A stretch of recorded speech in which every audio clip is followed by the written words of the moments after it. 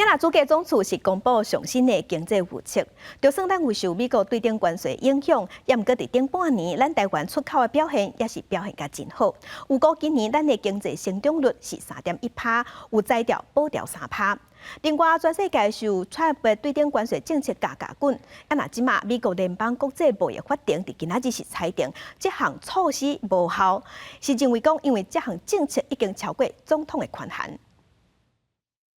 美国总统川普淡出关税震撼大，各界关心对今年 GDP 是造成冲击。主计总处完成第一季 GDP 的预测，强调顶半年因为客户这边因应美国调关税，出现提升备货的需求，大幅带动台湾第一季的出口。预估第一季经济成长是5.48%，嘛，和今年的经济成长率预测是3.1%。预测今年经济成长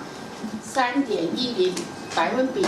较今年2月预测数3.14%下修0.04个百分点。主计总处预测保三有希望，推估顶半年的成长率是5.35%，后半年经济走势加干了1%，嘛预测今年的消费者物价起率是1.88%。川普因素嘛造成美金走弱，台票升达破30块的大关，日本关心台票起对寿险业汇损的冲击。金管会主委裴金良表示讲，寿险业会当运用的资金拢总是37条台票，其中23条伫海外，靠美金的保单，15条内面有6成避险，剩下无避险的6条是受到影响。它的亏损有多少？寿险业15兆里面呢，大概6成避险，6成避险除一下就是剩6兆台币2000亿美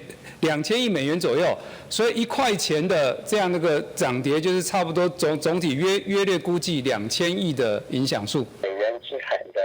实际价值都减少了嘛？因为法律规定，寿险公司投资海外大概30%嘛，资金有一部分就